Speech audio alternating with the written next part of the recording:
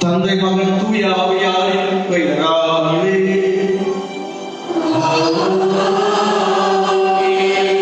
ஆண்டவராகிய இயேசு கிறிஸ்துவின் அருளும் கடவுளின் அன்பும் தூய ஆவியாரின் நட்புறவும் உங்கள் அனைவரோடும் இருப்பதாக.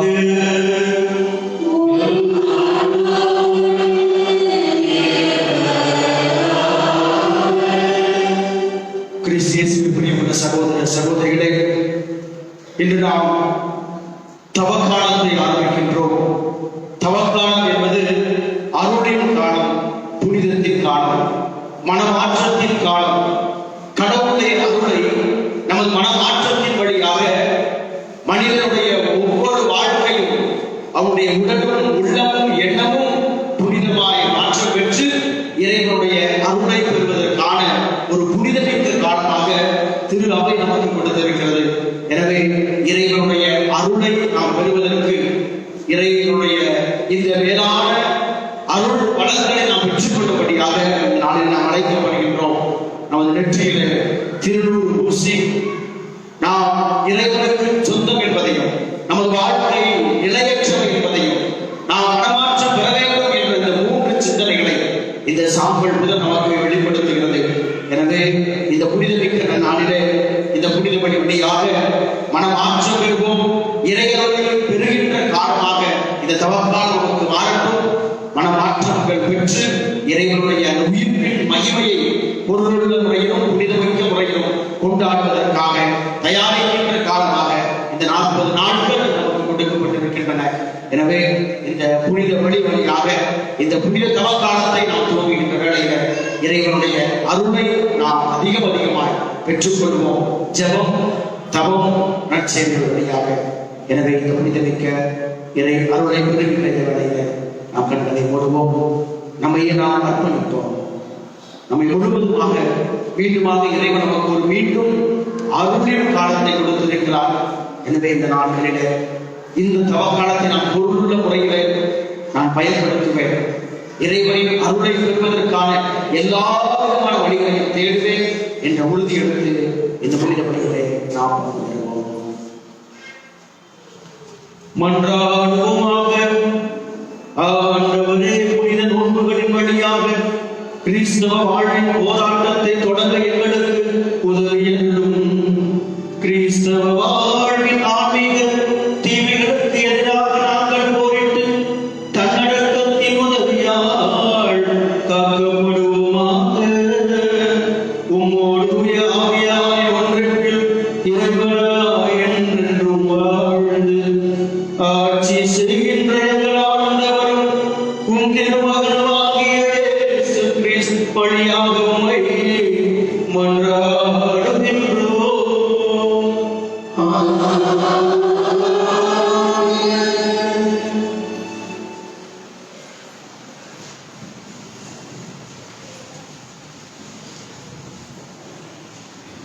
நீங்கள் உடைகளை இழித்துக் கொள்ள வேண்டாம், இதயத்தை இழித்துக் கொள்ளுங்கள்.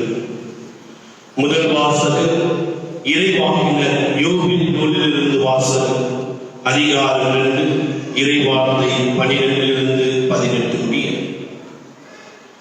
ஆண்டவர் கூறுகிறார், இப்பொழுதாவது உண்ணாநோன்பு இருந்து அழுது புலம்பிக் கொண்டு உங்கள் முழு இதயத்தோடு என்னிடம் திரும்பி வாருங்கள்.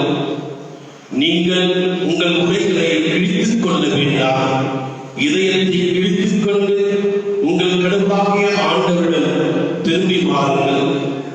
அவர் அருள் நிறைந்தவர், இரக்கம் மிக்கவர், நீடிய பொறுமையுள்ளவர், பேரன்பு மிக்கவர், செய்ய கருதிய தீங்கை குறித்து மனம் ஆகின்றவர். ஒருவேளை அவர் தம் மனத்தை மாற்றிக்கொண்டு உங்கள் கடவுளாகிய ஆண்டவருக்கு தானிய படலையும் நிர்ம படலையும் நீங்கள் அழிக்குமாறு உங்களுக்கு ஆசி வழங்குவார். இதை யார் அறிவார்? சீயோனில் எக்காலும் ஊதி எச்சரியுங்கள். புனிதமான உண்ணா நோன்புக்கென நாள் புரியுங்கள்.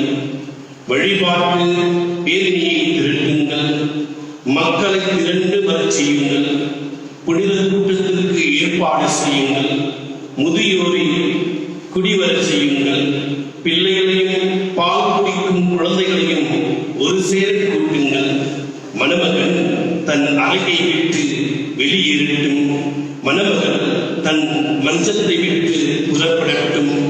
ஆண்டவரின் ஊழியர்களாகிய குருக்கள் கோவில் மண்டபத்திற்கு பலிபீடத்திற்கும் இடையே நின்று அழுத வண்ணம், ஆண்டவரே, உம் மக்கள் மீது இரக்கம் கொள்ளும். முத உரிமை சொத்தை வேற்றினத்தார் நடுவில் நிந்தைக்கும் பழி சொல்லுக்கும் ஆளாக்காதீர் என சொல்வார்களாக. அவருடைய கடவுள் எங்கே என வேற்றினத்தார் கூறவும் வேண்டுமோ? அப்பொழுது ஆண்டவர் தம் நாட்டின் மீது பேரார்வம் கொண்டு தம் மக்கள் மீது கருணை காட்டினார். ஆண்டவரின் அருள்வாக்கு. பாடலின் சந்ததி, ஆண்டவரே இரக்கமாயிரும், ஏனெனில் நாங்கள் பாவம் செய்தோம். ஆண்டவரே இரக்கமாயிரும், ஏனெனில் நாங்கள் பாவம் செய்தோம்.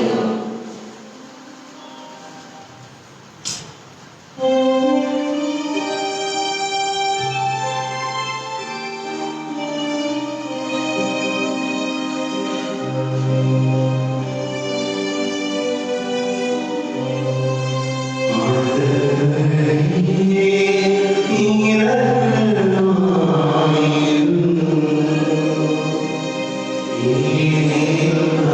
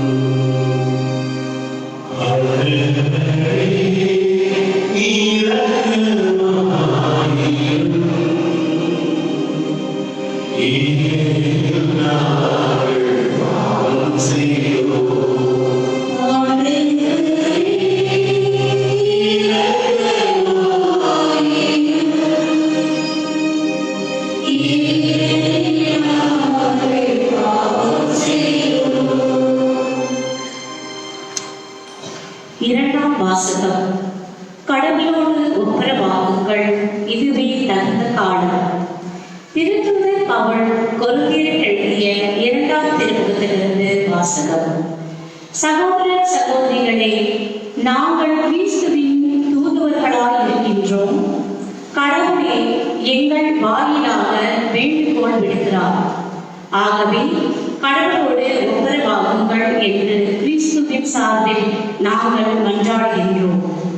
நாம் கிறிஸ்து வழியாக தமக்கு ஏற்புடையவராகுமாறு கடவுள் பாவம் அறியாத அவரை பாவ நிலை ஏற்க செய்தார்.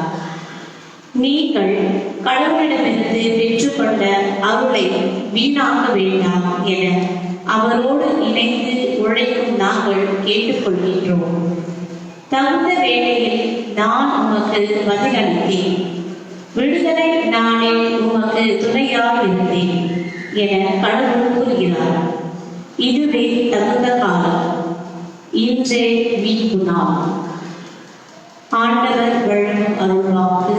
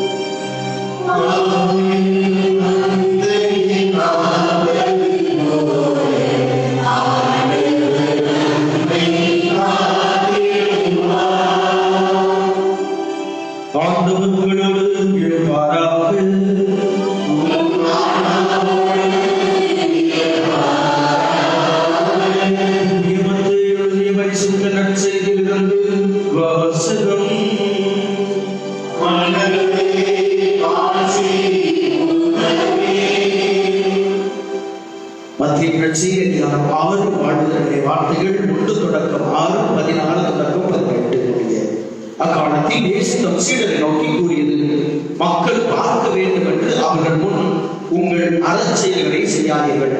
இதை குறித்து நீங்கள் எச்சரிக்கையாக இருங்கள். இல்லை என்றால் உங்கள் விண்ணக தந்தையிடமிருந்து உங்களுக்கு கைமாறு கிடைக்காது. நீங்கள் தர்மம் செய்யும் போது உங்களை பற்றி தம்பட்டம் அடிக்காதீர்கள். வெளியீடுகாரர் மக்கள் புகழ வேண்டும் என்று தொழுகை கூடங்களிலும் சந்துகளில் என்று அவ்வாறு செய்வர். அவர்கள் தங்களுக்குரிய கைமாறு வெற்றி பெற்றார்கள் என உறுதியாக உங்களுக்கு சொல்கிறேன். நீங்கள் தர்மம் செய்யும் போது உங்கள் வழக்கை செய்வது இலக்கைக்கு தெரியாது இருக்கட்டும். அப்பொழுது நீங்கள் செய்யும் தர்மம் மறைவாயிருக்கும் மறைவாய் உள்ளதை காணும் உங்கள் தந்தை உங்களுக்கு கைமாறு அளிப்பார். நீங்கள் இறைவனிடம் வேண்டும் பொழுது வெளிவேடக்காரரை போல் இருக்க வேண்டாம். அவர்கள் தொழுகை கூடங்களிலும் வீதியோரங்களில் நின்று கொண்டு மக்கள் பார்க்க வேண்டும் என்று இறைவேடல் செய்ய விரும்புகிறார்கள். அவர்கள் தங்களுக்குரிய கைமாறு பெற்றுவிட்டார்கள் என உறுதியாக உங்களுக்கு சொல்கிறேன். ஆனால் நீங்கள் இறைவனிடம் வேண்டும் பொழுது உங்கள் உள்ளறைக்குள் சென்று கதவை அடைத்துக் கொண்டு மறைவாய் உள்ள உங்கள் தந்தையை நோக்கி வேண்டுங்கள். மறைவாய் உள்ளதை காணும் உங்கள் தந்தையை உங்களுக்கு கைமாறு அளிப்பார். மேலும் நீங்கள் நோன்பு இருக்கும் போது வெளிவேடக்காரரை போல முகவாட்டமாய் இருக்க வேண்டாம். தாங்கள் நோன்பு இருப்பதை மக்கள் பார்க்க வேண்டும் என்றே அவர்கள் தங்கள் முகங்களை விகாரப்படுத்திக் கொள்கிறார்கள். அவர்கள் தங்களுக்குரிய கைமாறு பெற்றுவிட்டார்கள் என உறுதியாக உங்களுக்கு சொல்கிறேன். நீங்கள் நோன்பு இருக்கும் போது உங்கள் தலையில் எண்ணெய் தேய்த்து முகத்தை கழுவுங்கள். அப்பொழுது நீங்கள் நோன்பு இருப்பது மனிதருக்கு தெரியாது, மறைவாக இருக்கிற உங்கள் தந்தைக்கு மட்டுமே தெரியும். மறைவாய் உள்ளதை காணும் உங்கள் தந்தையும் உங்களுக்கு ஏற்ற கைமாறு அளிப்பார் என்றார். ஆண்டவரின் அருள்வாக்கு.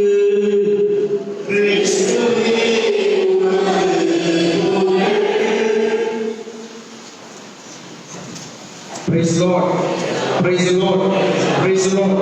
இயேசுவுக்கே புகழ், இயேசுவுக்கே நன்றி, இயேசுவுக்கே மகிமை, இயேசுவுக்கே ஆராதனை. Praise the Lord. Praise the Lord. கிறிஸ்து இயேசுவுக்குரிய சகோதர சகோதரிகளே, ஒவ்வொரு சாம்பல் முதலும் இறுதி அடக்க சடங்கின் வார்த்தையை நமக்கு நினைவுபடுத்துகிறது. ஒவ்வொரு சாம்பல் முதலும் ஒருவர் இறந்த பின்பாக அந்த இறுதி அடக்க திருப்படியிலே நடக்கின்ற அந்த திரு சடங்கை நமக்கு நினைவுபடுத்துகிறது. அதாவது இந்த சாம்பல் முதல் என்பது நமது தொடக்கத்தையும் நமது வாழ்வின் இறுதியையும் நினைவூட்டுகின்ற ஒரு காலம். மனிதன் தான் கீழ்ப்படியாமல் பாவம் செய்து கடவுளுக்கு எதிராக அவருடைய வார்த்தையை மீறிய பொழுது ஆண்டவர் மனிதனிடம் சொன்ன அந்த வார்த்தைகளை இன்று நாம் நினைவு கூறுகின்றோம். பாவத்தின் அடையாளமாக, பாவத்தின் சம்பளமாக கடவுள் வாயிலிருந்து வெளிப்பட்ட ஒரு வார்த்தை தான் இன்று நமது நெற்றியிலே இந்த சாம்பல் பூசப்படுகின்ற பொழுது சொல்லப்படுகின்ற வார்த்தை.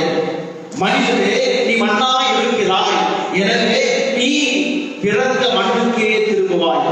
தொடர்ந்து 3வது அதிகாரம் 19வது வசனத்துல நாம் வாசிக்கிறோம். ஆக மனிதனாகிய நாம் மண்ணாக இந்த உலகத்துல மண்ணிலிருந்து படைக்கப்பட்ட நாம் மீண்டும் அந்த மண்ணுக்கே திரும்புவோம். காரணம், மனித வாழ்க்கையிலே பாவம் நுழைந்ததால் மனிதன் கடவுளின் மகிமையை மாட்சிமையிலே பங்கு பெற்று அழியாமையை பெற்றுக் கொள்ள வேண்டும் என்று இறைவன் மனிதனை படைத்தார். மனிதனை கடவுள் அழியாமை என்று படைத்தார். சாலமோனின் ஞானம் 2வது அதிகாரம் 24வது திருவசனம் சொல்கிறது, கடவுள் மனிதனை அழியாமை என்று படைத்தார், என்றென்றும் நித்தியத்திற்கும் கடவுளோடு அவருடைய மகிமையிலே மாட்சிமையிலே பங்கு பெற்று வாழ வேண்டும் என்பதுதான் கடவுளின் திட்டம். கடவுள் மனிதனை படைத்த பொழுது அவன் அழியாமல் தனது இயல்பிலே என்றும் இருக்க வேண்டும். கடவுளுடைய இயல்பு என்பது அழியாமை, கடவுளுடைய இயல்பு என்பது அழியாமை, கடவுளுடைய சாயல் என்பது மகிமை மாட்சிமை. எனவே கடவுள் மனிதனை தனது மகிமையின் சாயலிலே, தனது மாட்சிமையின் சாயலிலே, தனது அழியா தன்மையிலே கடவுள் மனிதனை படைத்தார். ஆனால் மனிதன் தனது பாவத்தினால் கடவுளின் இயல்பை சாயலை இழந்தான். எனவே கடவுளுடைய அந்த மகிமையை மாட்சிமை அவன் இழந்து போனதால் மீண்டுமாக அவன் தோன்றிய மண்ணுக்கே அவன் பாவம் அவனை இழுத்து சென்றது.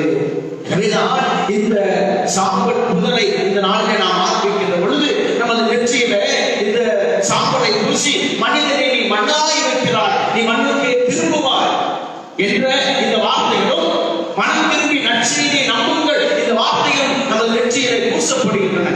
இந்த சாம்பல் முதல் என்பது இயேசு கிறிஸ்துவினுடைய பாடுகள், மரணம், உயிர்ப்பு இவற்றை தியானிப்பதற்கான ஒரு ஆரம்பத்தின் நாள். இது ஆரம்பத்தின் நாள்.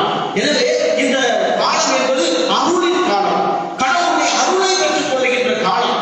அந்த அருளை நாம் எவ்வாறு பெற்றுக் கொள்ள முடியும்? மனமாற்றத்தின் வழியாக. மனமாற்றத்தின் வழியாக. இந்த மனமாற்றம் என்பது நமக்கு எவ்வாறு கிடைக்கிறது? மனமாற்றம் என்பது நமது தான தர்மங்கள், ஜெபங்கள், நமது நோன்பு, இவைதான் இறைவனும் திருச்சபை நமக்கு கற்றுக் கொடுத்திருக்கின்ற வழிகள். ஆனால் இந்த அருளை எவ்வாறு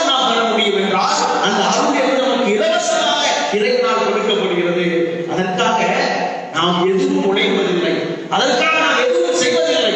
நினைக்கலாம் இந்த தவக்காலத்துல நான் இந்த அருளை பெறுவதற்காக நான் நோன்பு இருக்க போகிறேன், நான் அதிகமாக ஜெபிக்க போகிறேன், தான தர்மங்கள் கொடுக்க போகிறேன் என்று நினைத்து இந்த தாயங்கள் எனக்கு கடவுளின் அருளை கொடுக்கும் என்று நினைக்கலாம். இல்லை இல்லை, நோன்பு இருந்தால் ஒரு 10 kg குறையும், 40 நாள்ல அவ்வளவுதான், ஒரு 10 kg குறையும்.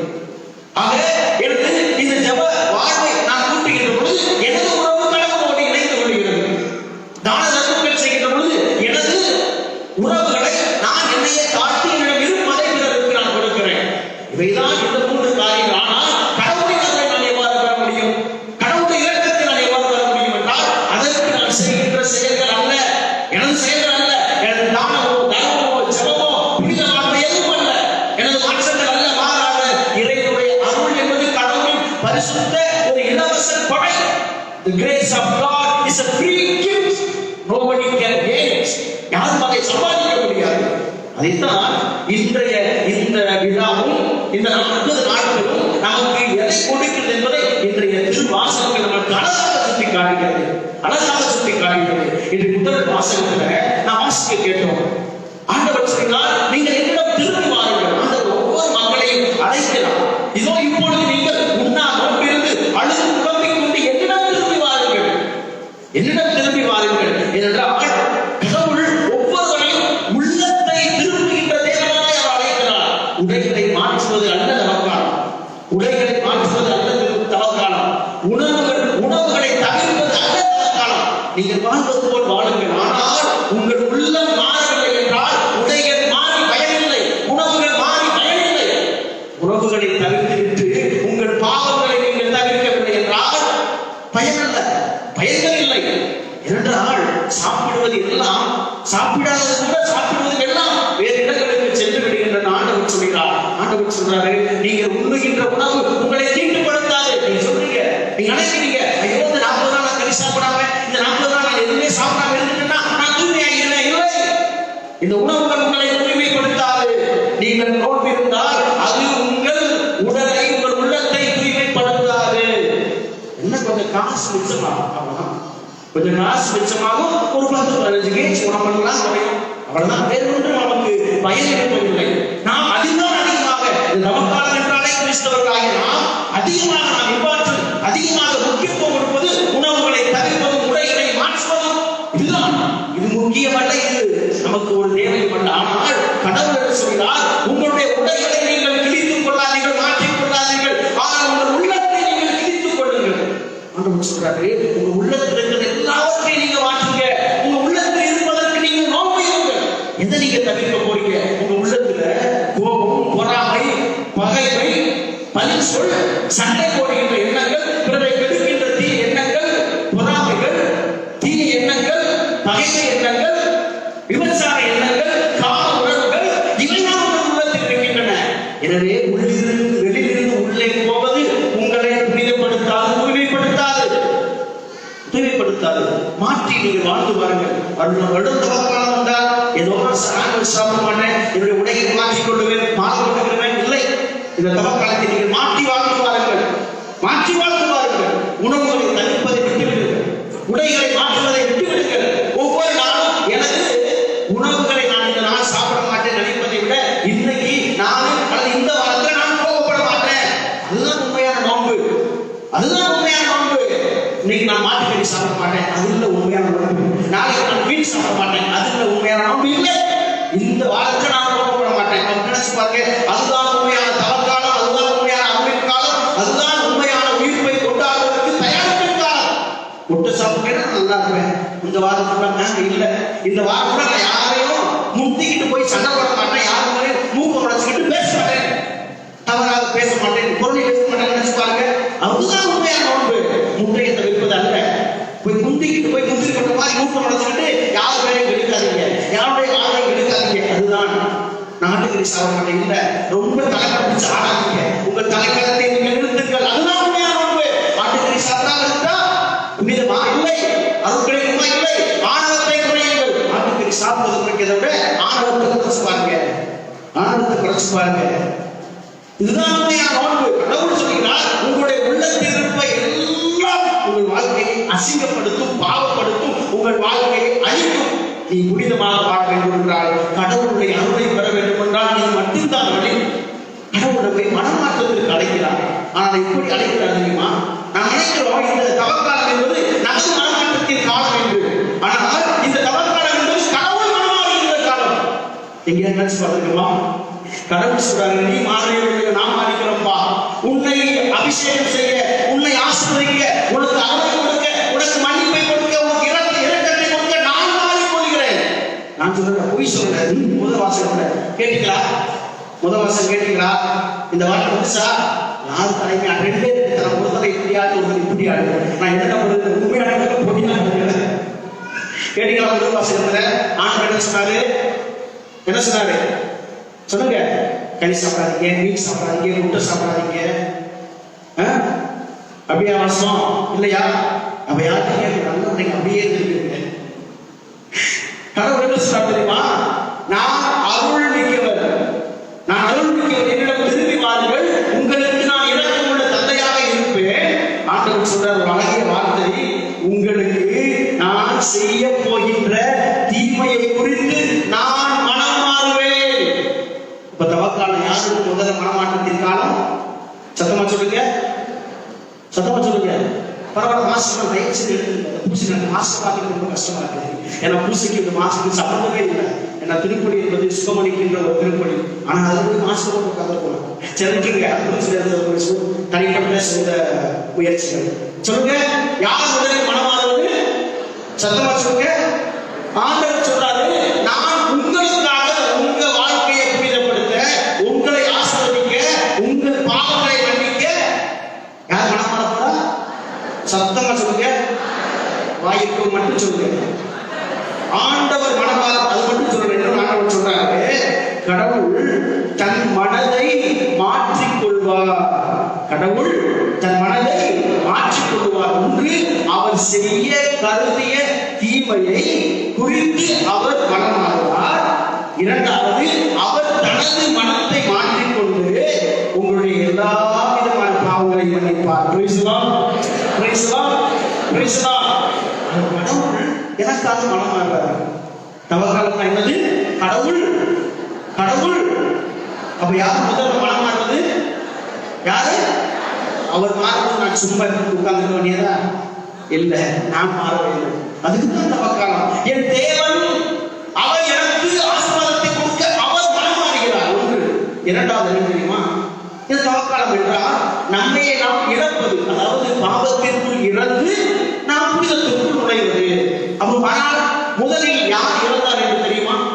நம்ம இறக்கணும் அப்படின்னு நம்ம இந்த தவக்காலம் அழைக்குது. அப்பா நான் இதை சாப்பிட்றேன், அதை சாப்பிட்றேன், அதை செய்யாம இதை செய்யாம என் பாவத்திற்கு, என்னுடைய செயலுக்கு நான் இறந்து போகிறேன். எல்லாத்தையும் அப்படி கட்டி மூடி வச்சிருக்கேன். எல்லாத்தையும் அப்படி கட்டி மூடி வச்சிருக்கேன். அது அல்ல, நாம் இறப்பதை விட நமக்காக இயேசு கிறிஸ்து முதலில் இறந்தார். அப்ப யார் நமக்காக முதலில் இறந்தது? யாரு? அப்ப யாருக்கு யார் முதல்ல தவக்காலத்தை வாழ்ந்தது? சத்தமா. ஏன்னா இரண்டாம் வாசகத்துல அதான் வாசகம். நான் பொய்யெல்லாம் சொல்லல. இன்னைக்கு வாசகத்துல நம் பாவங்களுக்காய் நாம் இறக்க வேண்டிய இடத்திலே நம் பாவங்களுக்கு கல்வாயாக தந்தையாக இறைவன் தன்னுடைய மகனை சாவுமாறு கையளித்தார். இயேசு கிறிஸ்து எதுக்கு வந்தார் இந்த உலகத்துக்கு? எதுக்கு? சட்டம் கொடுத்தார். அதுதான் எதுக்கு வந்தாரு? சொல்லுங்க. என் பாவத்திற்காய். சத்தமா சொல்லுங்க. அத்தையை சொல்லுங்க, உங்களை சொல்லுங்க. என் பாவத்திற்காய், இறப்பதற்காக, தன் உயிரை கையளிப்பதற்காய், என் பாவத்திற்கு பாவ கழுவாயாய் இயேசு வந்தார். அதுதான் தவக்காலம். ஆக இறைவன் மனம் மாறுகிறார். மனமாற்றத்தின் காலத்தில் இறைவன் மனம் மாறுகிறார். ஆண்டவர் சொல்ற, வாங்கப்பா நான் மாறிக்கிறேன், வாங்க ஏன் வாங்க நான் மாறுகிறேன் அப்படின்னு சொல்லிட்டு நீங்க இறக்க வேண்டாம். நீங்க உங்க பாவத்துக்கு சாக வேண்டாம். பாவத்தின் சம்பளம் மரணம். நீங்க சாக வேண்டாம். உங்களுக்காக நீங்கள் இறக்கிற இடத்திலே, நீங்கள் சாகிற இடத்திலே என் மகனை உங்களுக்காக நான் கையெழுத்துகிறேன். நமக்காக இருந்தது யார்? தேவன் இயேசு கிறிஸ்து, என் ஆண்டவர்.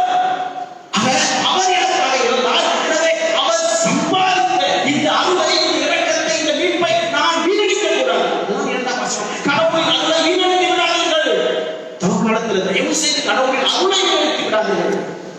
பாவத்திற்கு மனமாறுங்கள், உங்களுடைய பழைய செயலுக்கு மனமாறுங்கள், எல்லாவற்றையும் விட்டுவிடுங்கள். அதுதான் உண்மையான மனமாற்றம். அதுதான் நாம் சிலுவையிலிருந்து பெற்றுக்கொண்ட அருள். சிலுவை என்பது வல்லமை, சிலுவை என்பது மீட்பு, சிலுவை என்பது அருள். அந்த அருளை நினைக்கிறார்கள். இறைவன் வாசகத்தை வாசிக்க கேட்டோம். கடவுளின் அருளை என் பிள்ளைகளை நீங்கள் வீணடித்து விடாதீர்கள். ஏனென்றால் இயேசு கிறிஸ்து தன் இரத்தத்தை சிந்தி உங்களை மீட்டிருக்கிறார். ஆட்டுக்குட்டியின் இரத்தம் அல்ல, ஆட்டுக்குட்டியின் சாம்பல் அல்ல, மாறாக கடவுளின் இரத்தத்தை கொடுத்து உங்களை மீட்டிருக்கிறார். அதுதான் இந்த புரிதலுக்கு இந்த காலம். அவர் கடவுள் எனக்காக மனமாறி இருக்கிறார். எனவே நான் அவரை தேடி அழுது புலம்பி அவரை நோக்கி வந்தால் போதும். கடவுள் நீங்க வாங்க அது போதும். நீ திரும்பி வந்ததென்றால் என்னிடம் திரும்பி வா. நான் உன் பாவங்களை மன்னிப்பேன், உன் பாவங்களை மறப்பேன், உன் மீது நான் அருள் கூறுவேன். உனக்கு நான் செய்ய கருதிய எல்லா தீமைகளையும் நான் செய்யாமல் உன் வாழ்க்கையிலே நான் அதிசயங்களையும் அற்புதங்களையும் உன்னை நான் மேற்கவாய் நிறுத்துவேன் என்று ஆண்டவர் சொல்றாரு. அதுதான் கடவுளுடைய அருள், அதுதான் கடவுளுடைய இரக்கம், அதுதான் இந்த சாம்பல் புதன். எனவேதான் செக்கரியா புத்தகம் 1:3 வாசிக்கிறோம். என் மகனே மகளே, நீ திரும்பி வந்ததென்றால் என்னிடம் திரும்பி வா, உலகத்திடம் அல்ல. Don't go back to the world, come back to me. அதுதான் தவக்காலம். கடவுளிடம் திரும்பி வருகிறது, கடவுளிடம் திரும்பி வருகிறது. அவருடைய அருளையும் அவருடைய இரக்கத்தையும் திரும்பி வருகிற எல்லா குழந்தைகள், பெரியவர்கள், சிறியவர்கள், இளைஞர்கள் எல்லாரும் என்னிடம் திரும்பி வர சொல். புனித கூட்டத்திற்கு ஏற்பாடு செய்யுங்கள், மக்களை கூட்டுங்கள், திரு ஆலயத்திலே மக்களை கூட்டுங்கள். கூட்டுகின்ற பொழுது அவர்கள் என்னிடம் திரும்பி வருகின்ற பொழுது ஆண்டவர் சொல்றாரு, நான் என் குருக்களை அவர்களுக்காக கண்ணீர் சிந்தி மன்றாட வைப்பேன். அது குரு என்றால் யார் தெரியுமா? கடவுள் மத்தியிலே, கடவுளுக்கும் உங்களுக்கும் இடையிலே உங்களுடைய பாவங்களுக்காக அழுது ஜெபிக்கின்றவர். ஆண்டவர் சொன்னார், என் குருக்கள் உங்கள் பாவங்களுக்காக அழுது என்னவென்றால் நீ தைரியமா வாங்க. எனவே உங்களிடம் இருக்கின்ற நிந்தை, பழிச்சொல், வாழ்க்கையில் நீங்கள் சந்தித்த எல்லாவற்றையும் நான் மாற்றிவிடுவேன். ஆண்டவர் திரும்பி வருவோம். இசையா புத்தகம் 55:6 வாசிக்கிறோம். வாய்ப்புள்ள போதே ஆண்டவரை நீ தேடிக்கொள். கடவுள் உன் அருகில் இருக்கின்ற பொழுதே நீ கடவுளை தேடிக்கொள். இறைவன் உன்னை அணுகி வருகின்ற காலம் இது. தேவன் உன்னை சந்திக்க வருகின்ற காலம் இது. எனவே நீ தேவனை அணுகி வா, தேவனை சந்திக்க வா. வாய்ப்புள்ள பொழுதே நீ அவரை கண்டுகொள் என்றால் அவர் இரக்கமுள்ள தேவன். அவர் கொடியோருக்கும் அவர் தீமை செய்வோருக்கும் பாவிகளுக்கும் அவர் பக்கபலமாய் இருக்கிறார். எப்படிப்பட்டவர் பாருங்க. கொடியோருக்கு, தீமை செய்வோருக்கு, பாவிகளுக்கு பக்கபலமாய் துணையாய் இருக்கிறார். நம்மெல்லாம் நண்பர்களுக்கு நல்லவர்களுக்கு தான் துணையாளிப்போம். ஆனால் நம் தேவன் பாவிகளுக்கும், கொடியவர்களுக்கும், தீவர்களுக்கும், அவரை அனுதாபர்களுக்கும் துணையாய் இருக்கிறார். திரும்பி வாங்க, ஆண்டவர்கிட்ட வாங்க. எனவே உங்களுடைய வாழ்க்கையை நீங்கள் மாற்றுங்கள். வாழ்க்கையை நீங்கள் மாற்றுங்கள். உடைகளை அல்ல, உணவுகளை அல்ல, வாழ்க்கையை நீங்கள் மாற்றி பாருங்கள். அதற்காக இந்த புனிதமிக்க காலம் நமக்கு கொடுக்கப்பட்டிருக்கிறது. எனவே இந்த தவக்காலம் என்பது நமக்கு 40 நாட்கள். ஆனால் நாம் இந்த நாளிலிருந்து அப்படியே கவுண்ட் பண்ணோம்னா உயிர்ப்பு நாள் வரை 46 நாட்கள் வரும். நம்ம கேட்கலாம், எதுக்காக 46 நாள்? ஆனால் 40 நாள் தானே இந்த தவக்காலம் என்பது. நமக்கு இந்த 40 நாளில 6 ஞாயிற்றுக்கிழமை வரும். ஞாயிற்றுக்கிழமைகள் தவக்காலத்தில் அடங்காது. ஞாயிற்றுக்கிழமை உயிர்ப்பின் மகிமையின் நாள். எனவே தவக்காலத்திற்கு இந்த ஞாயிற்றுக்கிழமைக்கும் சம்பந்தம் இல்லை. எனவே இந்த 6 நாட்கள் கழித்து 40 நாள். எதற்காக 40 நாள்? மோசே 40 நாள் அவர் ஆண்டவருடைய அந்த பிரசன்னத்திலே உண்ணாமலும் குடிக்காமலும் அவர் 40 நாள் நோன்பு இருந்தார். இரண்டாவதாக எளியா என்று பார்க்கிறார். ஆண்டவருடைய பரிசுத்த பிரசன்னத்திலே 40 நாட்கள் அல்லும் பகலும் அவர் சென்றிலும் தவத்திலும் உண்ணாமலும் குடியாமலும் அவர் இருந்தார். மூன்றாவது ஆண்டவர் இயேசு கிறிஸ்து எல்லோருக்கும் மேலாய் அவர் தனது பணிவாழ்வை துவங்குவதற்கு முன்பாக அவர் 40 நாட்கள் தந்தையுடத்திலே அவர் தனது வாழ்க்கையை அவர் அர்ப்பணித்தார். இந்த நாளிலே நாம் இந்த 40 நாளுடைய இந்த காலத்தை சாம்பல் பூசி நாம் ஆரம்பிக்கின்றோம். இது சாம்பலை குறித்து நாம் சந்திக்கின்ற வேளையில இது சாம்பல் என்பது என்ன? மனமாற்றத்திற்கு அடையாளம். இல்லை என்றால் இது நாம் ஏதோ கண்டுபிடித்தது அல்ல, ஏதோ கத்தோலிக்க திருச்சபை கண்டுபிடித்தது அல்ல. எனவே இது ஒரு குற்றமாக அல்லது ஒரு பெரிய ஒரு முறையாக பலர் பேசுவார்கள். இல்லை, இது இறை வார்த்தை. எந்த இறை வார்த்தை? பழைய ஏற்பாட்டிலே ஆண்டவர் அப்பொழுதே சந்திப்பு கூடாது. விடுதலை நூல் 38 வாசித்து பாருங்க. சந்திப்பு கூடாது. ஆண்டவருடைய ஆலயம் கட்டுவதற்கு முன்பாக, எருசலேம் தேவாலயம் கட்டுவதற்கு முன்பாக ஆண்டவர் இஸ்ராயேல் மக்களிடத்திலே சந்திப்பு கூடாரத்தை சந்தித்தார்.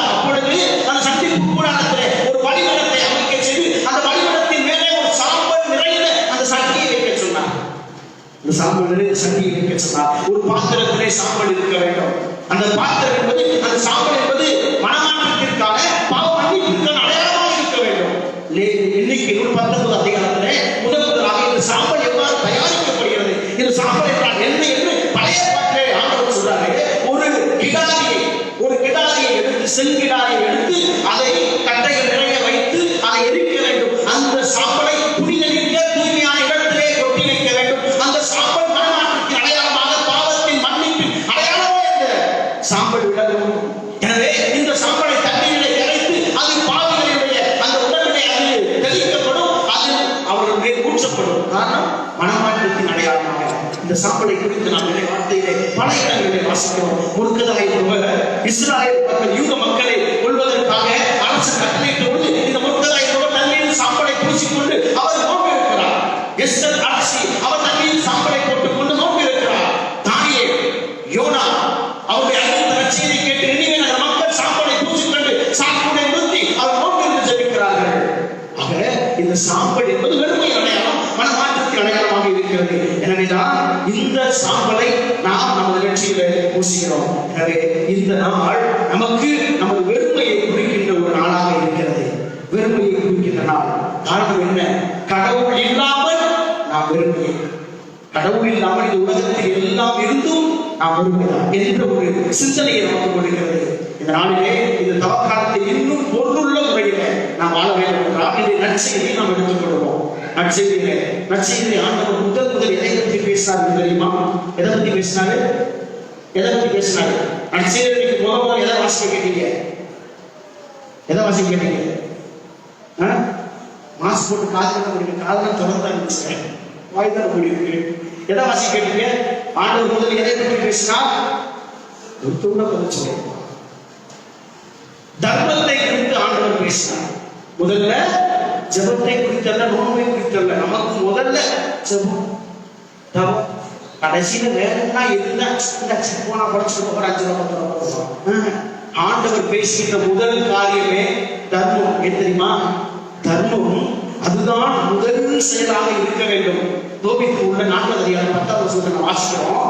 தர்மம் உன்னை சாவிலிருந்து காப்பாற்றும், தர்மம் நீ செய்த பாவத்திற்கு கல்வாயாக அமையும் என்று வாசிக்கிறோம். தோபிக்கு 12:9 வாசிக்கிறோம். அனைத்து பாவங்களிலிருந்தும் இறப்பிற்குரிய காரியங்களிலிருந்தும் நீ செய்கின்ற தர்மம் உன்னை காப்பாற்றும், நீ செய்கின்ற தர்மம் உன்னை காப்பாற்றும். நீதிமொழிகள் புத்தகம் 19வது அதிகாரம் 17 வாசிக்கிறோம். ஏழையின் மீது இறங்குகிறவர்களுக்கு ஆண்டவர் கடன் கொடுப்பார், கடவுளுக்கு கடன் கொடுப்பார். ஏழையின் மீது இறங்குகிறவர்களுக்கு அந்த கடவுள் முதல் நம்மிடம் கேட்பது தர்மம். இந்த தவக்கால பொருளுள்ள முறையில் இருக்க வேண்டும் என்றால் நீங்கள் உணவுகளை தவிர்ப்பது நல்லதுதான். ஆனால் அந்த உணவுகளை தவிர்க்கின்ற உணவுகளுடைய அந்த பணம், அந்த உணவு ஏழைக்கு உணவில்லாதவருக்கு போய் சேர வேண்டும். ஒருவேளை உணவு உண்ணவில்லை என்றால் அந்த உணவினுடைய அந்த உணவோ அல்லது அந்த உணவிற்கான அந்த பணமோ அது ஏழைக்கு செல்லவில்லை என்றால் நீ அதை நீ வச்சிருந்தேன்னா உன் தர்மத்துக்கு, உன்னுடைய நோன்பிற்கு பயனே இல்லை. தர்மம் தான் உன்னை புனிதனாக மாற்றும்.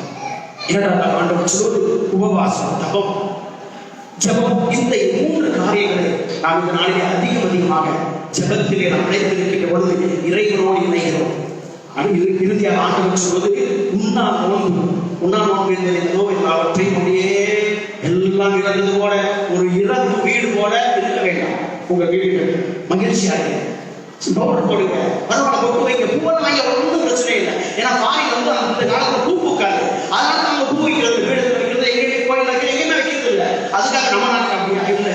நம்மளுக்கு எப்போ பார்த்தா வருஷம் ஃபுல்லா பூ பூக்கும். அவங்க சும்மாவே பொட்டை வைக்க மாட்டாங்க. இதுல பொட்டு வைக்கிறது, பூ வைக்கிறது பரவாயில்ல நல்லதான். அவங்க ஒரு சிலருக்குலாம் சம்பாதிக்கிற ஒரு சிலருக்கு ஒரு 1000 ரூபாய் வருஷம் ஆண்கள் ரொம்ப சந்தோஷம். அப்பா இது 40 நாள் என் மனைவி 40 நாள் பூ வைக்க மாட்டா, பொட்டு வைக்க மாட்டாங்க, ரொம்ப சந்தோஷம்.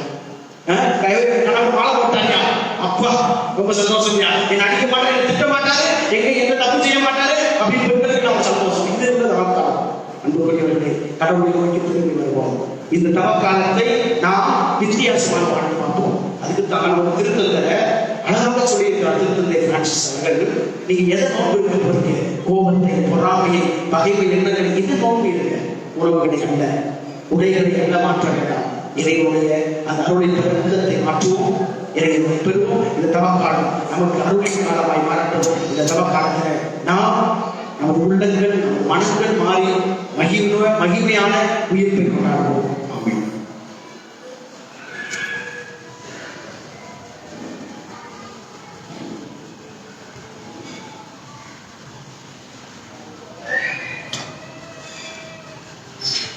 எல்லோரும்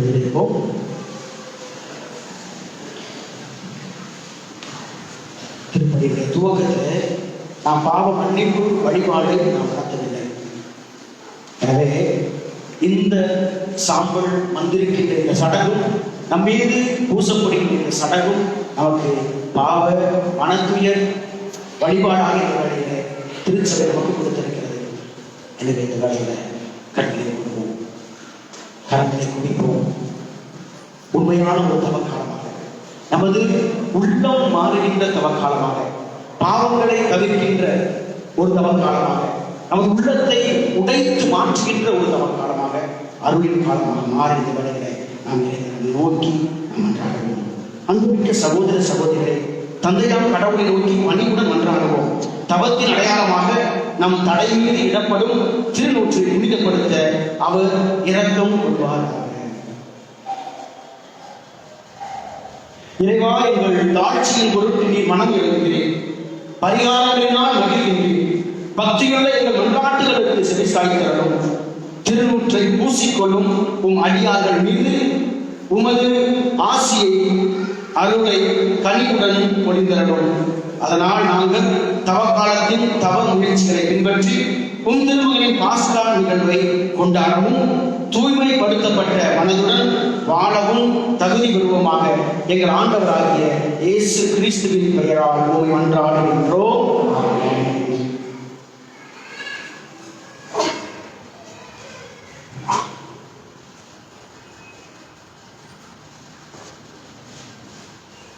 இப்பொழுது ஒவ்வொரு மீதும் இந்த திருநூற்றிகளை பூசப்படும்.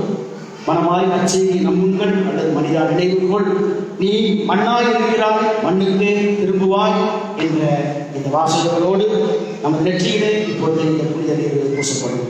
எனவே ஒவ்வொருவரும் வரிசையாக வந்து இந்த திருநூற்றை நெற்றியிலே பெற்றுக்கொள்ளுமாறு நம்மோடு கேட்டுக்கொள்கிறோம்.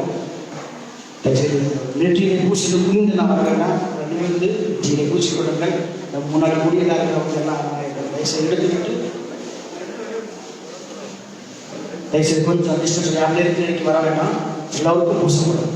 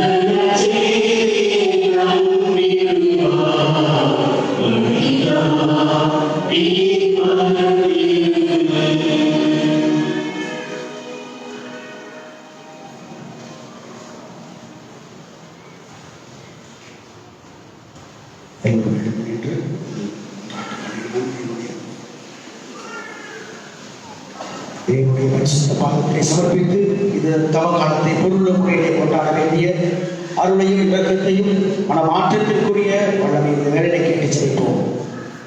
உங்கள் அதில் ஆண்டவரே எங்கள் நன்றாட்டை கேட்டவரும் வார்த்தையான இறைவா, உமது இறைவார்த்தையை பறைசாற்றி எங்களின் ஆண்டதாக கேட்கும் என் திருத்தந்தை பிரான்சிஸ், எங்கள் பேராயர், ஏனைய ஆயர்கள், குருக்கள், துறவியர் அனைவரையும் ஆசீர்வதித்து இவர்கள் உமது சாட்சியாய் தொடர்ந்து வாழ உடல் உள்ள சுகம் தர வேண்டும் என்று இறைவா உம்மை கொண்டாடுகிறோம்.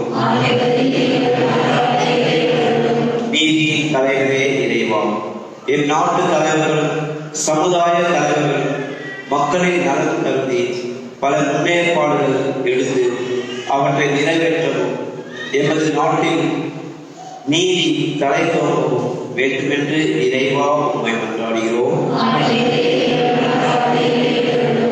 அருளின் ஊற்றாம் இறைவா, அருளின் காலத்தில் அடியெடுத்து வைத்திருக்கும் உமது பிள்ளைகளாகிய நாங்கள் எங்கள் பாவத்திலிருந்து முழு விடுதலை பெற்று நிலை வாழ்வில் நிலைத்து நிற்க அருள் புரிய வேண்டும் என்று இறைவா உம்மை கொண்டாடுகிறோம். விடுதலை நாயகனே இறைவா, உடல் மனவியாதியாளர்களால் மேலும் பல்வேறு பிரச்சனைகளால் கட்டுண்டு கிடைக்கின்ற உமது பிள்ளைகள் உமது இரக்கத்தினால் கழுவு பெற்று முழு விடுதலை பெற்ற மக்களாக வாழ கருணை காட்ட வேண்டும் என்று இறைவா உம்மை கொண்டாடுகிறோம்.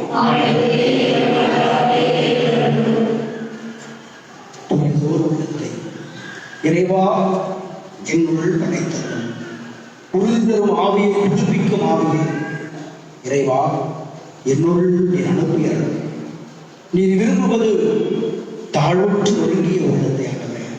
அப்பா, இந்த தவ காலத்தை நாங்கள் மீண்டும் தோண்டி இருக்கிறோம்.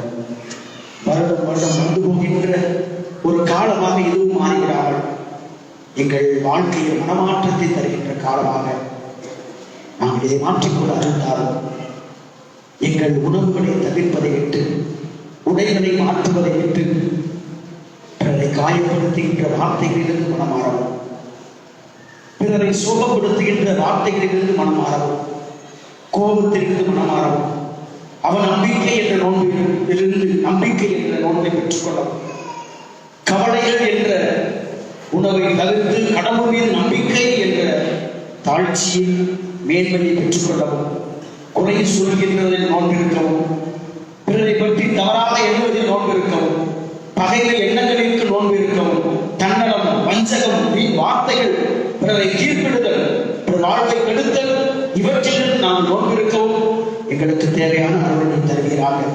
இந்த ஜெபங்களை நாம் ஆண்டவராகிய இயேசு கிறிஸ்துவின் இனிய நாமத்தில் நோக்கி கொண்டாடுகிறோம். நம்பிதாவே. ஆமென்.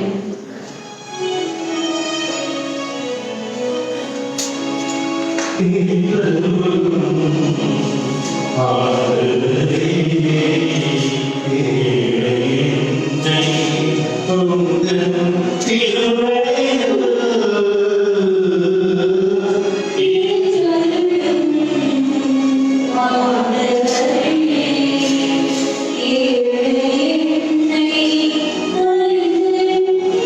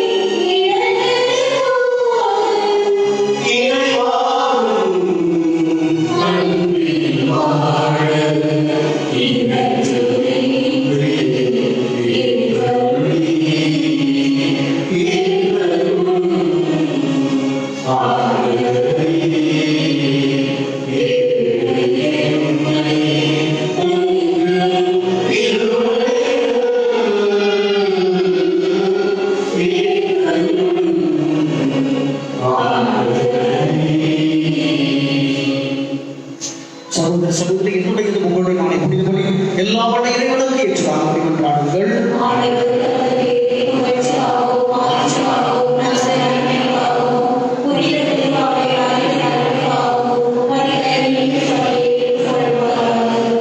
ஆண்டவரே, இந்த வங்காளம் தொடக்கமாக அமையும் இப்படியை சிறப்பாக உமக்கு ஒப்புக் கொடுக்கவும் வேண்டுகின்றோம். தவ செயல்களாலும் பிறந்த செயல்களாலும் நாங்கள் தீய ஆசைகளை இழக்குவோமாக. இவ்வாறு பாவத்தை எழுந்து தூய்மை பெற்று உம் திருமகனின் பாடுகளை ஆதரவுடன் கொண்டாட தகுதி கொண்டவர்களாக திகழ்வோமாக. என்று வாழ்ந்து ஆட்சி செய்கின்றவர் வழியாக உம்மை மன்றாடுகின்றோம்.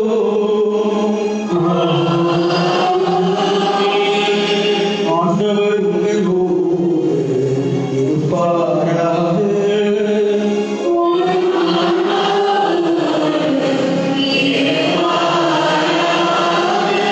எங்களை மீறே எழுப்புங்கள்.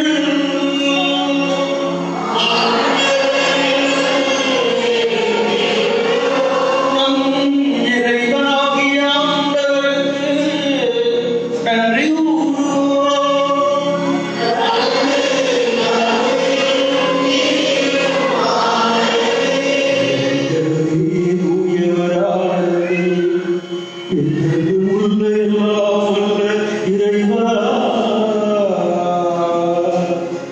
எங்கள் ஆண்டவராகிய இயேசு கிறிஸ்து வழியாக எந்நாளும் எவ்விடத்திலும் நாங்கள் உமக்கு நன்றி செலுத்துவது மெய்யாகவே தகுதியும் நீதியுமாகும். எங்கள் கடமையும் மீட்புக்குரிய செயலுமாகும். ஏனெனில் உமது பேரருளால் உன் நம்பிக்கையாளர் மன தூய்மை பெற்று ஆண்டுதோறும் பாஸ்கா விழாவின் மறைபொருளை மகிழ்ச்சியுடன் எதிர்பார்த்திருக்க செய்கின்றேன். அதனால் பக்தியுள்ள வேண்டல்களிலும் அன்பு அறச்செயல்களிலும் தான தர்மங்களிலும் அவர்கள் மென்மேலும் ஈடுபட்டு தங்களுக்கு உத்துயிரளிக்கும் மறைநிகழ்வில் பங்கு கொண்டு பிள்ளைகளுக்குரிய அருளை ஆசிரை நிறைவாக பெறச் செய்கின்றேன். ஆனது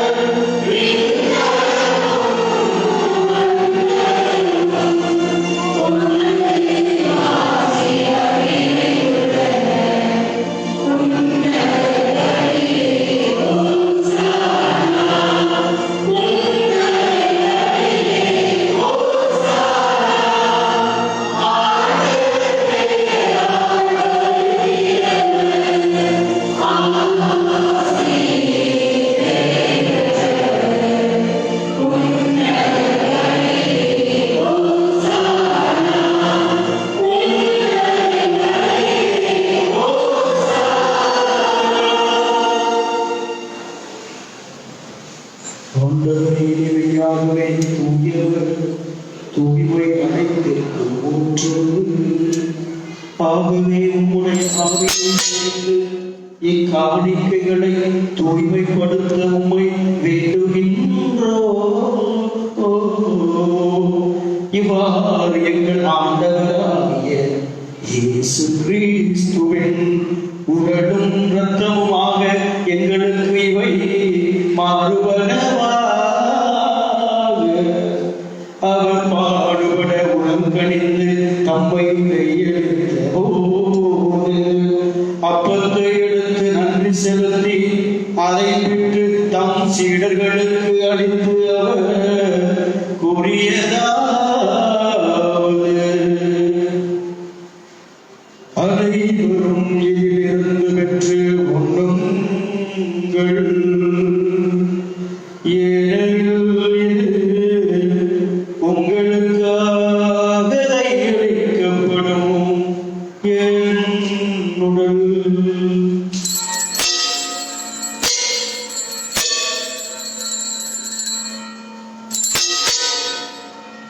அவ்வண்ணமே இரவு விருந்தை அருந்தியபின் கிண்ணத்தை எடுத்து மீண்டும் உமக்கு நன்றி கூறி தம் சீடர்களுக்கு அளித்து அவர் கூறியதாவது: அனைவரும் இதிலிருந்து பெற்று பருகுங்கள். ஏனெனில் இது புதிய நிலையான உடன்படிக்கைக்கு உரிய என் இரத்தத்தின் கிண்ணம். இதுவாக மன்னிப்புக்கென்று உங்களுக்காகவும் பலருக்காகவும் சிந்தப்படும். இதை என் நினைவாக செய்யுங்கள்.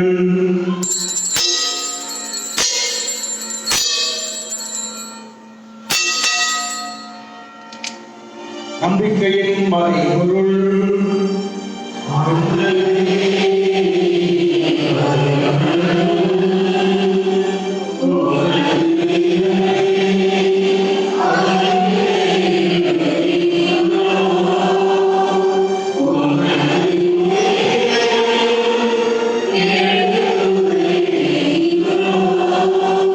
ஆகவே ஆண்டவரே, நாங்கள் கிறிஸ்துவின் இறப்பினையும் உயிர்ப்பினையும் நினைவுகூர்ந்து வாழ்வுதல் நோக்கத்தை மீட்பளிக்கும் கிண்ணத்தை ஒப்புக் கொடுக்கின்றோம்.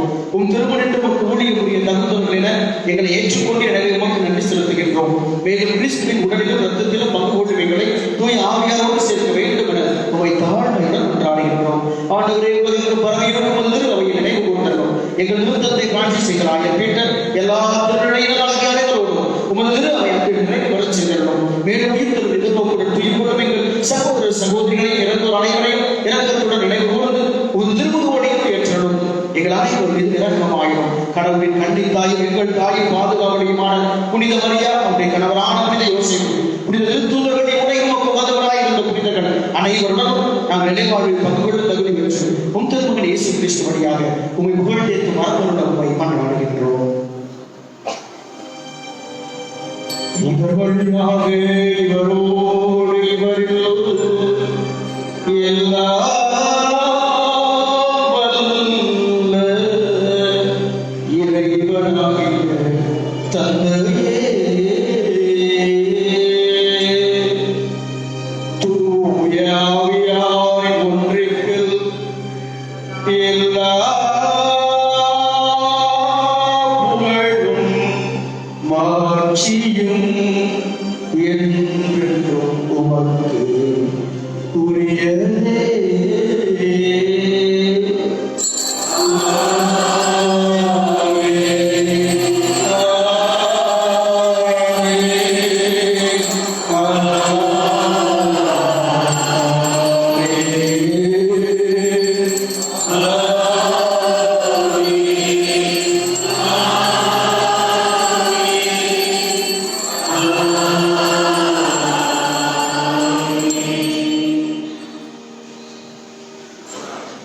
மீட்பரின் கட்டளையால் கற்பிக்கப்பட்டு இறைவனை துணையால் பயிற்சி பெற்ற நாம் துணிந்து சொல்வோம்: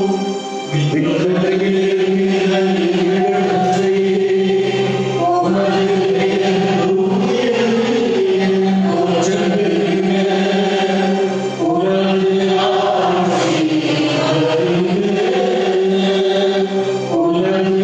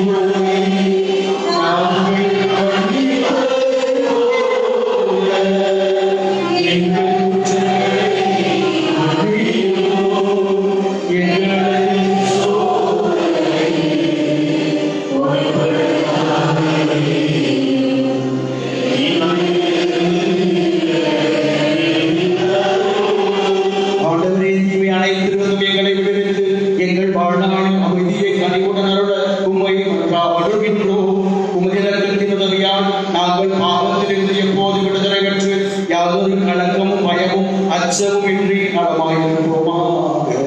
நாங்கள் எதிர்நோக்கி இருக்கும் பிழைப்பதற்காகவும் இறைவனாகிய இயேசு கிறிஸ்து வருகைக்காகவும் காத்திருக்கின்றோம்.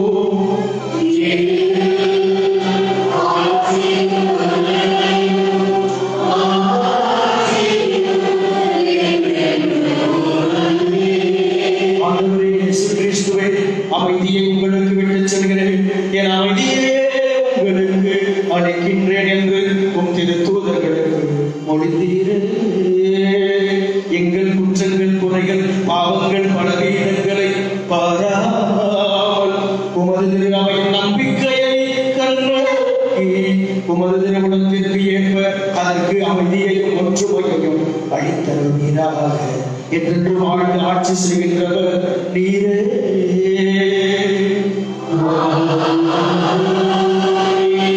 ஆண்டவருடைய அமைதி உங்களோடு என்றும் இருப்பதாக.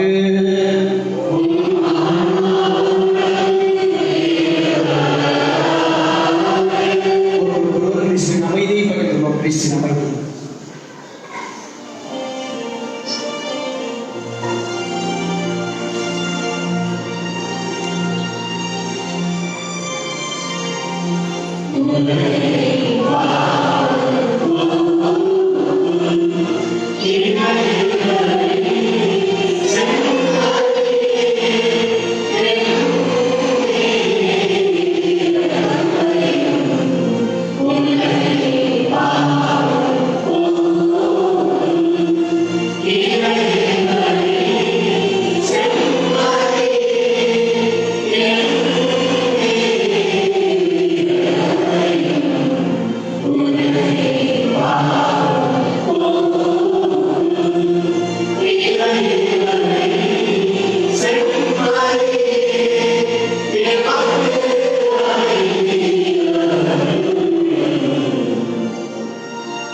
அருள்நிறைந்த தேவன், இரக்கம் மன்னிப்பின் தேவன், ரோனே மகனை நமக்காய் கல்வாரியிலே பலியாக்கினார்.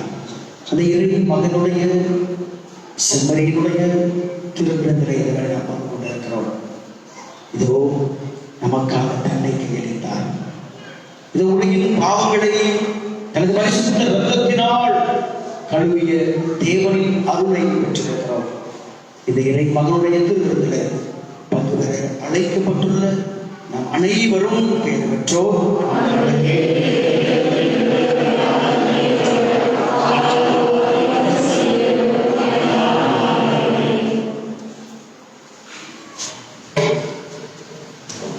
கத்தோலிக்க கிறிஸ்தவர்கள் மட்டும் இந்த திடீர் கருணையை பெற்றுக்கொள்ள முன்வருமாறு அன்போடு கேட்டுக்கொள்ளப்படுகிறீர்கள். மற்ற சபையைச் சேர்ந்தவர்கள், மற்ற மத சகோதர சகோதரிகளுடைய இடத்திலே இருந்து மௌனமாக நீங்கள் ஜெபிக்கவும். திவ்ய நற்கருணை பெற வருகின்ற பொழுது தயவு செய்து உங்கள் 2 கரங்களை நீங்கள் நீட்டி ஆமென் என்று சத்தமாக சொல்லி திவ்ய நற்கருணையை பெற்றுக்கொள்ளுங்கள். இரண்டாவதாக உங்கள் கரங்களிலே திருச்சப மாலையோ அல்லது எந்த துணிகளோ தயவு செய்து எடுத்து வர வேண்டாம். உங்கள் கரங்களை நீங்கள் தூய்மைப்படுத்தி உங்கள் கரங்களை நீங்கள் திவ்ய நற்கருணையை பெற்றுக்கொள்ளுங்கள்.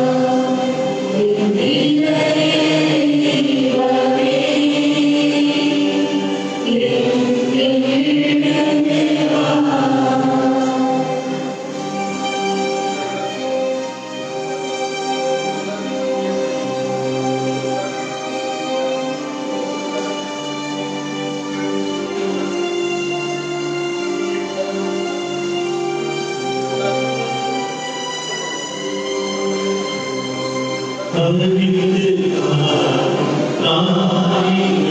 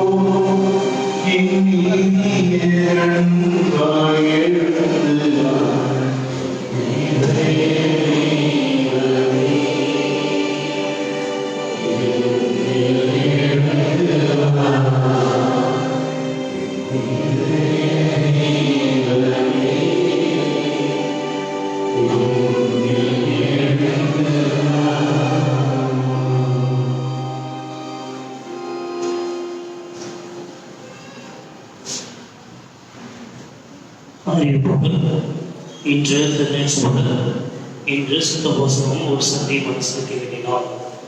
இன்று முதல் நாம் காலத்தை துவங்க பெற்றோம். இன்று மாலை 6 மணிக்கு கன்னடத்தில் திருப்பலி இருக்கும். தவ காலத்தில் சிலுவை பாதைகள் கீழ்கண்டவாறு நடைபெறும். ஞாயிற்றுக்கிழமைகளில் மாலை 6 மணிக்கு ஆங்கிலத்தில் திருப்பலியும் தொடர்ந்து ஆங்கிலத்தில் சிலுவை பாதை நடைபெறும். புதன்கிழமைகளில் மாலை 6 மணிக்கு கன்னடத்தில் திருப்பலியும் தொடர்ந்து கன்னடத்தில் சிலுவை பாதையும் நடைபெறும். வெள்ளிக்கிழமைகளில் காலை 9 மணிக்கு கன்னடத்தில் திருப்பலியும் தொடர்ந்து கன்னடத்தில் சிலுவை பாதையும், காலை 11 மணிக்கு தமிழ் திருப்பலியும் தொடர்ந்து தமிழில் சிலுவை பாதையும், மாலை 6 மணிக்கு தமிழ் திருப்பலி தொடர்ந்து தமிழில் சிலுவை பாதையும் நடைபெறும். வெள்ளிக்கிழமை மாலை 6 மணி சிலுவை பாதை ஆலய வளாகத்தில் நடைபெறும். வருகின்ற ஞாயிறு 21ஆம் தேதி அன்று காலை 8 மணி திருப்பலி நமது பேராயர் தலைமை தாங்கி நிறைவேற்றி அதற்கு பிற்பாடு புதிதாக புதுப்பிக்கப்பட்ட நற்கருணை ஆராதனை சிற்றாலயத்தை திறந்து வைப்பார். நற்கருணை ஆராதனை சிற்றாலயத்தை புதுப்பித்து தந்த திருநாதர் அவர்களுக்கும் நற்கருணை நெருமாத்திரத்தை நன்கொடையாக வழங்கிய திரு டைட்டஸ் ஜெயவந்த் அவர்களுக்கும் மனமான நன்றிகளை தெரிவித்துக் கொள்கின்றோம். இறைவனும் இறைவனையும் இவர்களின் குடும்பத்தை விரைவாக ஆசிரிய வேண்டும் என அவர்களுக்காக சிறப்பாக ஜெபிப்போம். அன்புக்குரியவர்கள், வழக்கமாக நடைபெறுகின்ற இறை இறக்க ஜெபமாலை இன்று முதல் மாலை 3 மணிக்கு நமது அன்னையின் சிற்றாலயத்தில் நடைபெறும். வெள்ளிக்கிழமைகளில் 3 மணி இறை இறக்க ஜெபமாலைக்கு பின் நற்கருணை ஆசியில் நமது அன்னையின் சிற்றாலயத்தில் தரப்படும். எனவே இந்த இறையிறக்க ஜெபத்தில் பங்கேற்று இறை கருணை பெற அன்போடு வேண்டுகின்றோம். இறுதி ஆசிரியருக்கு எழுந்திருப்போம்.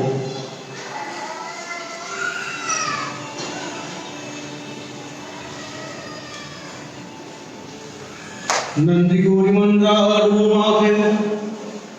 ஆண்டவரே, திருவிழித்திருந்து எங்களுக்கு உதவ வேண்டும் என உம்மை வேண்டுகின்றோம்.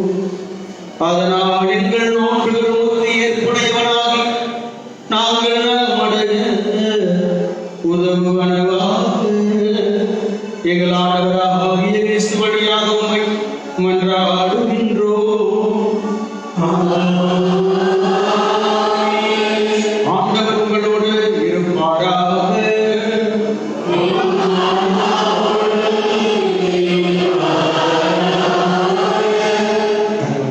சிறப்பு ஆசிரியப்படுவோம்.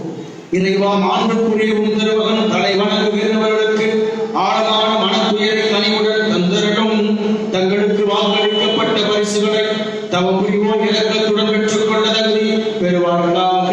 எங்கள் ஆண்டவராகிய கிறிஸ்து வழியாக உம்மை மன்றாடுகின்றோம். எல்லா வல்ல இறைவன் தந்தை, மகன், தூய ஆவியாரின் ஆசி உங்கள் மீது என்றென்றும் தங்கி உங்களை நிறைவாய் ஆசீர்வதித்து